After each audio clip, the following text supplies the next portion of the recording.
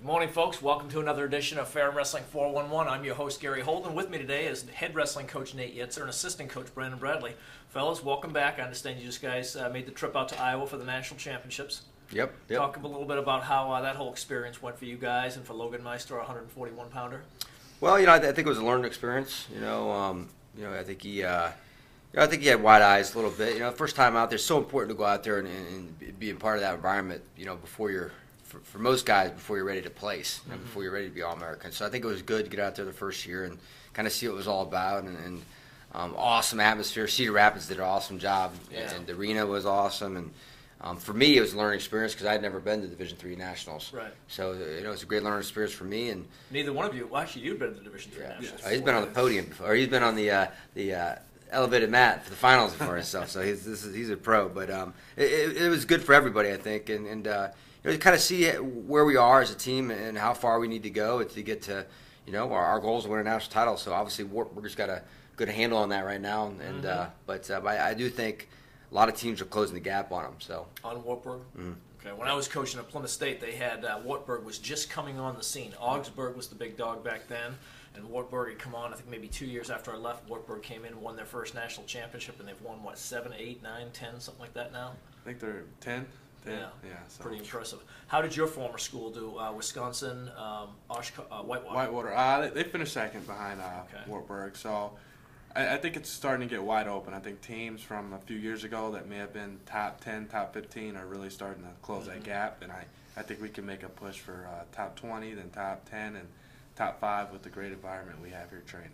So, Brandon, what were your thoughts on the dual meet season? We got to see your alma mater, Pembroke. You got to see Pembroke twice this year. Did you feel as though the matches that we wrestled this year prepared us pretty well for the end of the year? I do. I think it helped when our guys wrestled high-level D2 teams, and we went to opens where there were Division I guys and top D2 guys. I think wrestling in general is the same wherever you go. I just think once you start moving up and getting closer to the top 5, teams have more guys that are high level. But I think our guys can compete with everybody, so it's going to be an exciting next couple of years for us. How many teams did, say, for example, a Wartburg, how many guys did they bring? Are they qualifying 6? Are they qualifying 9, 10? They're qualifying 9, and I think this was kind of a rare deal for them because they usually bring 10. Right.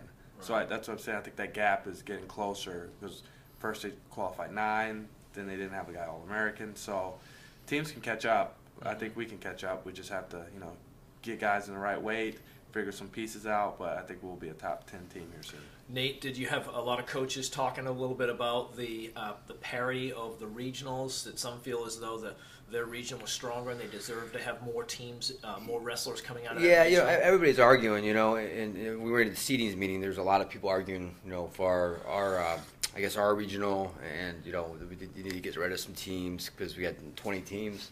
But, my whole thing was you got to be careful what you wish for because, there's some really good regions. And, the logical choice for somebody to enter our regional and for us to get rid of some of the Western teams would be to add Ithaca and Cortland State. And I don't want those guys in our region. They're really good. Very strong. Yeah, so, so I think you got to be careful. If you look at the All-Americans, how many each region had, it was all relatively pretty close. Within 1 or 2. Okay. I think the West Regional, it was by far the weakest probably, but they had 8 All-Americans, and the rest of them had between 12 and 15. And you got to, some years are better than others, so there's a little bit of margin of error there, but for the most part, I think they're very evenly matched. I think the argument with the Northeast region was really bad. Besides Cortland State and Ithaca, but man, Johnston Wells, they had 3 All-Americans. They had an unbelievable tournament, and there's some really good programs. So. Well, I think the NCAA is really looking towards access. It's not so much a fairness type of thing. It's we're trying to provide access for all teams to get into the tournament and everything. My argument is get more, just a lot more guys go to the tournament. You got to go with over 100 teams in Division III or close to 100 teams.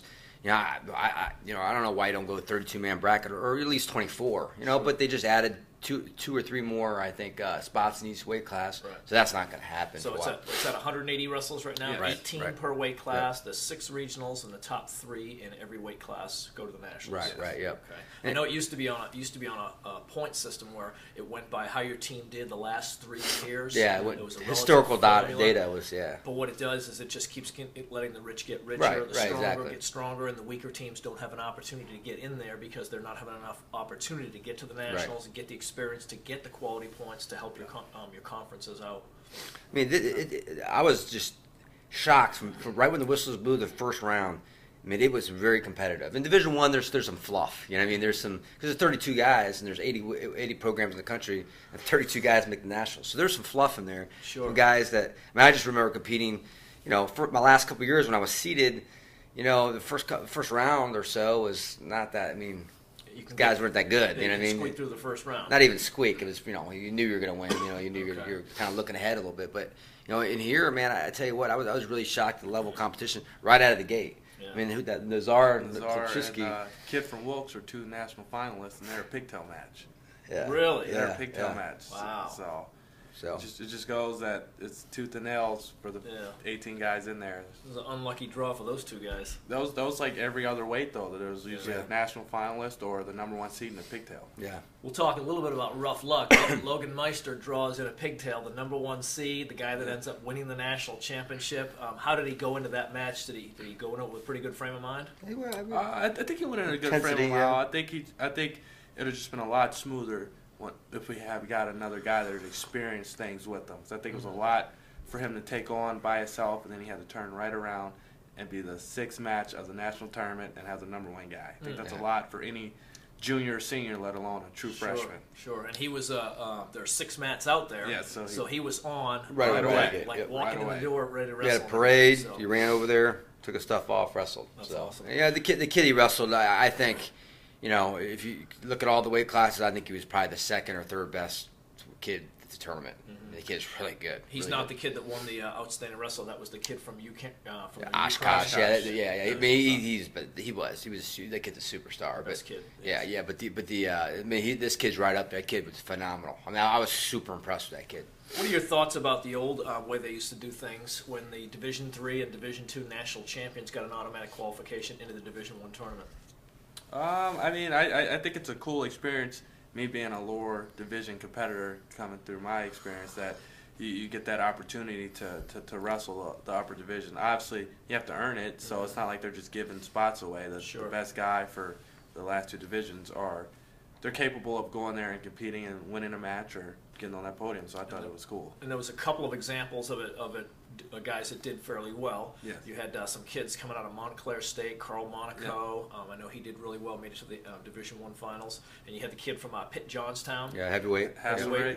Hasselrig Yeah. won 3 titles and then went on and played pro football, I think. Yes. That's what he did and everything. So they've shown that they've got some. It would be neat to see that type of thing come back, but I doubt the NCAA is going to start swapping the different divisions again. You know, I counted. I think there were 7 or 8 kids in the finals out of 20 that were former Division I wrestlers. So I mean, there's a lot of talent there, and Sure. I'd like to see it. You know, from a recruiting standpoint, I like it because we miss out on kids that are infatuated with Division I. They're infatuated with it, even though it's not the best fit for them.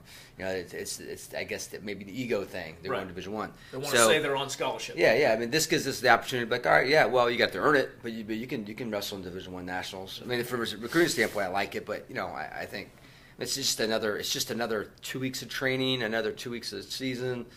Right. I don't know. It's hard to say. So Well, Division I nationals are this weekend. Yep. Any favorites there? You guys are thinking they're going to win the tournament as a team?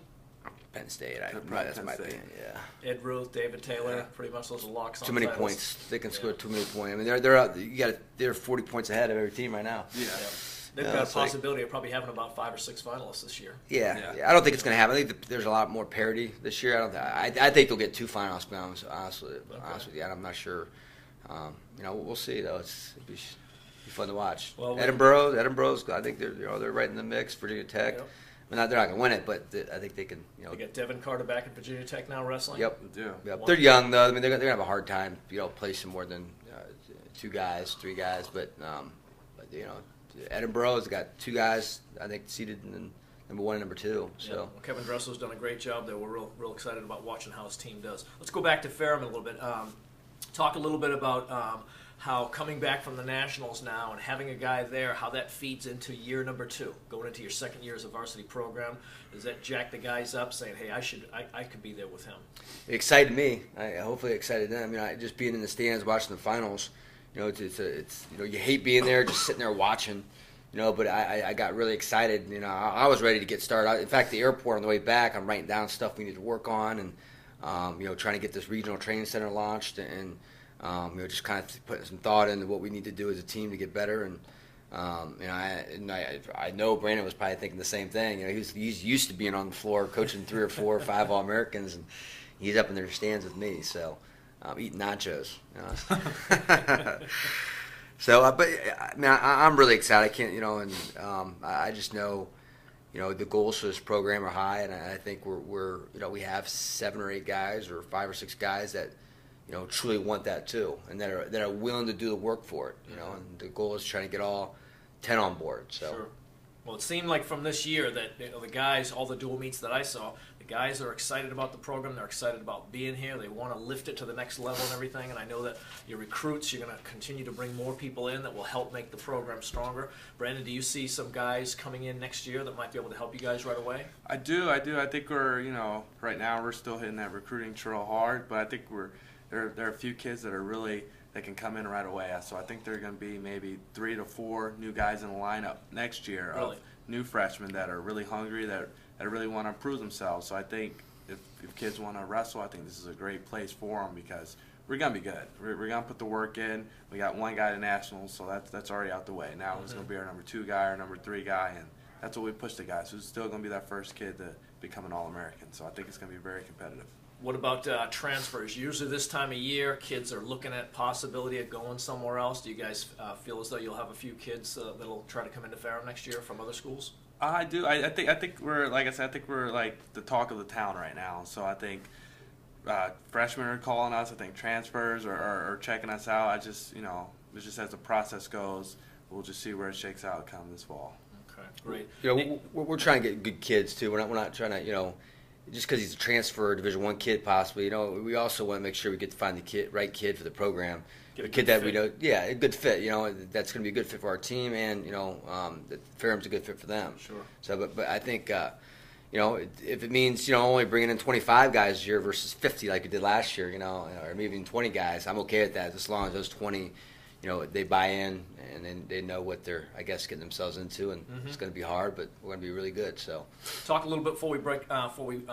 Cut here. How about a little bit about your Panther wrestling camps? I know those will be gearing up in the spring, and in the summertime, you doing as much traveling as last year? Yeah, a little bit. I don't think as much, But we're trying to grow these camps here on campus because I think we put a lot of thought in they're just great camps to come to, Sure. And for the price, you can't beat the price either. My son came to one of them last year. Yep. And it's if you go to pantherwrestlingcamps.com, you can find out all the information where we're going to be at and all that stuff. So great. Well, listen, good luck with the camps. Congratulations on an excellent season. We're very excited about the future of Ferrum Wrestling. And folks, we'll see you back here. We'll come back about every once a month now that the season's over. Yeah, probably once a month. Yeah. Okay, great. Well, listen, I'm Gary Holden. I want to appreciate everyone being here. For Nate Yetzer and Brandon Bradley, thanks for being with us, and have a great day.